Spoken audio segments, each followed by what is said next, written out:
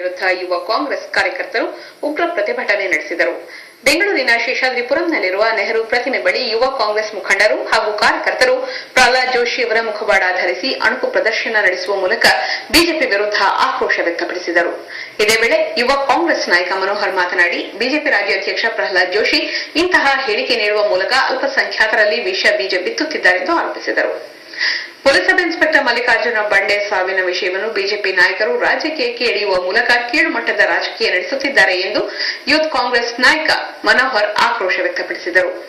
ಪ್ರತಿಭಟನೆಯಲ್ಲಿ ಯುವ ಕಾಂಗ್ರೆಸ್ ಮುಖಂಡರಾದ ಡಿಎ ಪ್ರಮೋದ್ ಶಂಕರ್, ಪ್ರದೀಪ್ ಗಂಗಾಧರ್ ಯಾದವ್ ಮತ್ತು ಹಲವಾರು ಕಾರ್ಯಕರ್ತರು ಬಿಜೆಪಿ ವಿರುದ್ಧ ಕಿಡಿಕಾರಿದರು.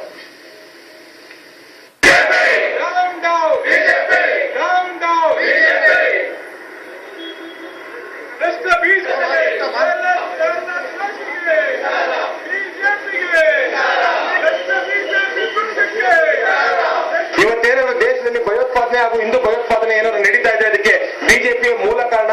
ಇವತ್ತು ಬಿಜೆಪಿ ಸರ್ಕಾರದ ಆಡಳಿತದಲ್ಲಿ ಇವತ್ತು ಏನು ಸಿಂದಗಿಯಲ್ಲಿ ಇವತ್ತು ಸರ್ಕಾರಿ ಕಚೇರಿ ಮೇಲೆ ಇವತ್ತು ಪಾಕಿಸ್ತಾನ ಧ್ವಜವನ್ನು ಹಾರುತ್ತಾಗ ಈ ರಾಜ್ಯದಲ್ಲಿ ಆಡಳಿತ ನಡೆಸ್ತಕ್ಕಂಥ ಬಿಜೆಪಿ ಏನ್ ಮಾಡ್ತಾ ಇದ್ರು, ನಿದ್ರಾ ವ್ಯವಸ್ಥೆ ಇದ್ರು ಅನ್ನತಕ್ಕಂಥದ್ದು ಇವತ್ತು ಜನತೆಗೆ ತಿಳಿದು. ಭಾರತೀಯ ಜನತಾ ಪಕ್ಷದ ರಾಜ್ಯಾಧ್ಯಕ್ಷರಾಗಿರ್ತಕ್ಕಂಥ ಪ್ರಹ್ಲಾದ್ ಜೋಶಿ ಅವರು ನಿನ್ನೆ ಒಂದು ಹೇಳಿಕೆಯನ್ನ ನೀಡಿದ್ದಾರೆ ಹುಬ್ಬಳ್ಳಿಯಲ್ಲಿ. ಮಾನ್ಯ ಮುಖ್ಯಮಂತ್ರಿ ಸಿದ್ದರಾಮಯ್ಯನವರ ಸಂಬಂಧಿಕರು ಏನಾದ್ರು ಪಾಕಿಸ್ತಾನದಲ್ಲಿ ಇದ್ದಾರೆ ಅಂತಕ್ಕಂಥ ಹೇಳಿಕೆ ನೀಡಿದ್ದಾರೆ. ಪಾಕಿಸ್ತಾನದಲ್ಲಿ, ಆಫ್ಘಾನಿಸ್ತಾನದಲ್ಲಿ ಇರೋಲ್ಲ ಬಿಜೆಪಿ ಬೆಂಬಲಿತ ಭಯೋತ್ಪಾದಕರು. ಇವತ್ತೇನಾದ್ರು ದೇಶದಲ್ಲಿ ಭಯೋತ್ಪಾದನೆ ಹಾಗೂ ಹಿಂದೂ ಭಯೋತ್ಪಾದನೆ ಏನಾದ್ರು ನಡೀತಾ ಇದೆ, ಅದಕ್ಕೆ ಬಿಜೆಪಿಯ ಮೂಲ ಕಾರಣ.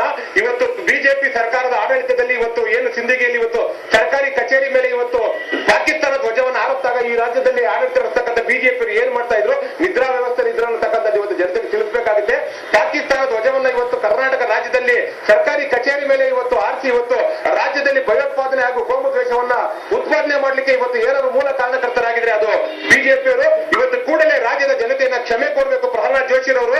ಅವ್ರಿಗೆ ಏನಾದ್ರು ಕಿಂಚಿತ್ತು ಹಿಂದೂಗಳ ಬಗ್ಗೆ ರಾಷ್ಟ್ರದ ಜನತೆ